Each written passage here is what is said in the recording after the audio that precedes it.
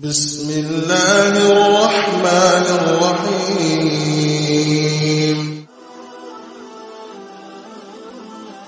Allah Tabarak wa Ta'ala, il a beaucoup aimé cette communauté. Allah Jalla wa Ala, il a vanté les mérites de cette communauté. Allah, il a dit concernant cette communauté, ta'muruna bil ma'ruf wa tanhauna 'anil munkar wa tu'minuna billah.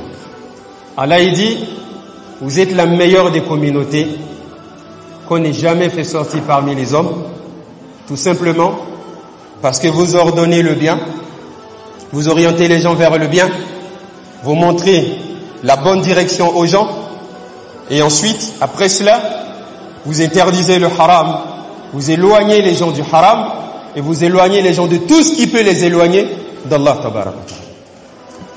Allah a montré de façon claire dans ce verset que l'honneur de cette communauté réside dans le fait d'ordonner le bien et d'interdire le mal. C'est pas ça? On n'aura de la valeur que lorsque on va ordonner le bien et interdire le mal. C'est ça? On n'aura de la valeur que lorsque on va ordonner le bien et interdire le mal. Quelqu'un qui ordonne le bien et qui interdit le mal, il est en train de reformer son monde, ou bien il est en train de salir ou de détruire son monde?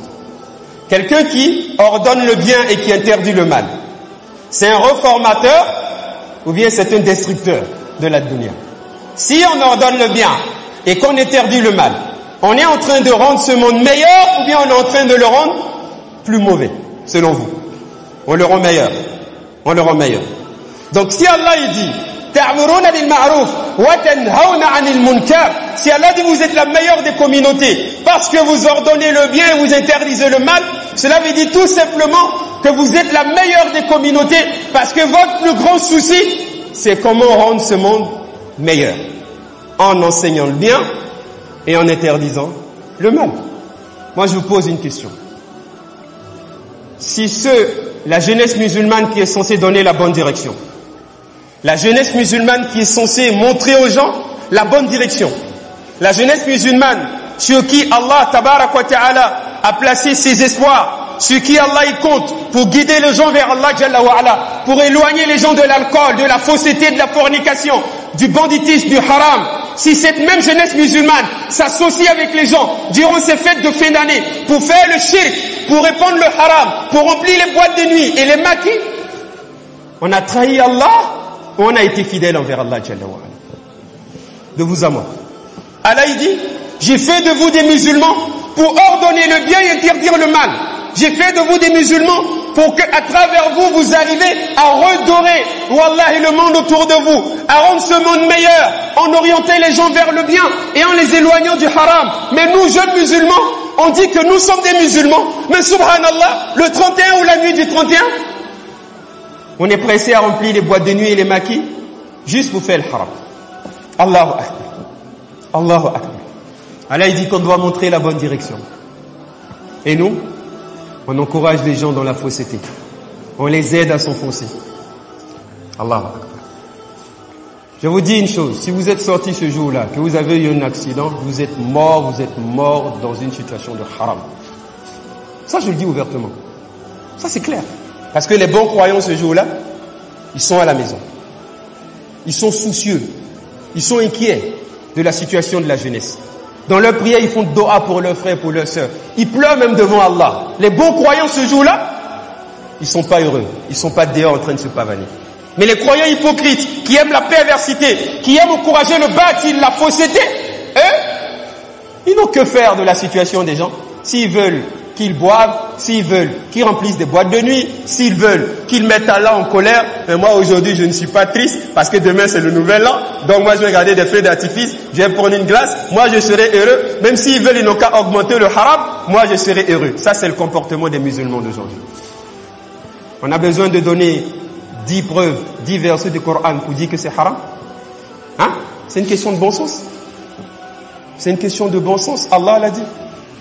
في سورة الأنفال يا أيها الذين آمنوا لا تخونوا الله والرسول لا تخونوا الله والرسول وتخونوا أماناتكم وأنتم تعلمون. C'est Allah qui l'a dit, c'est pas moi, c'est Allah. Allah dit ya ayyuhalladhina amanu.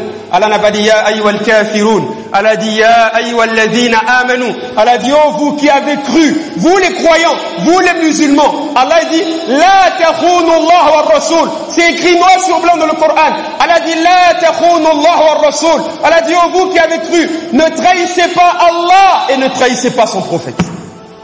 Wa takhunu amanatikum wa antum ta'lamun. Allah dit, et ne trahissez pas la confiance que moi, Allah, j'ai placée en vous. J'ai fait de vous des musulmans, des gens corrects, des gens qui n'aiment pas la saleté et la fausseté, des gens qui se soucient du haram des gens qui veulent changer le monde autour d'eux. J'ai fait de vous des croyants, j'ai eu confiance en vous. La takhunu Allah. Allah dit, ne trahissez pas la confiance que moi, Allah, j'ai placée en vous. Wa takhunu amanatikum wa antum ta'lamun. Et nous, aujourd'hui, on va trahir Allah? Hein? Pendant que le haram augmente. Nous, on est heureux, c'est ça le comportement du croyant. Le prophète, alayhi salatu salam, quand le haram augmentait, il était heureux. Il était heureux. Mais il était triste. Allahu Akbar. Un jour, on passait avec le corps de non-musulmans devant le prophète, alayhi salatu salam. Quand Salam, il a vu ça, il a commencé à pleurer. Le corps de non-musulmans, le prophète, il pleure. Pas d'un musulman, hein? Un non-musulman. Les sahaba radiyallahu ta'ala anhum, ils disent, mais ya Nabi Allah, cet homme il n'était pas musulman, mais tu ne le savais pas. C'était pas un musulman. Le prophète il dit, oui, c'était pas un musulman, c'est vrai. Mais il est mort loin d'Allah. Je me demande, le jour de la résurrection, si Allah me questionne sur lui, si Allah me demande, comment moi je me suis arrangé pour que celui-là il meure sans connaître Allah, moi je vais dire quoi Allah? Il dit, si Allah me demande, qu'est-ce que j'ai fait pour l'empêcher de mourir loin d'Allah, qu'est-ce que moi je vais dire à Allah Jalla wa Ala? Le prophète il pleure parce que quelqu'un est mort sans connaître Allah. Nous on sourit, on est heureux, pendant que les gens ils sont en train de s'éloigner d'Allah, ils vivent dans la saleté et dans le haram. Nous c'est un moment de jouissance pour nous, nous on est heureux. Allahu Akbar. Hein? Le lendemain matin, sortez le matin vers 6h, vous verrez des jeunes tellement sous qui sont couchés dans un caniveau, dans un trou. Ça fait sourire ou bien ça, c'est inquiétant? Vous pensez que ça, c'est un jour de jouissance pour le croyant? C'est un jour de fête pour nous? Un jour où les gens, ils font tout ce que le shaitan, il aime. La'anatullahu ta'ala alayhi. Tout ce que le diable aime, c'est ce qu'on fait.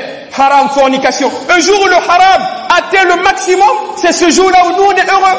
On sort prendre des glaces, on sort se balader, on fait sortir nos familles. Subhanallah!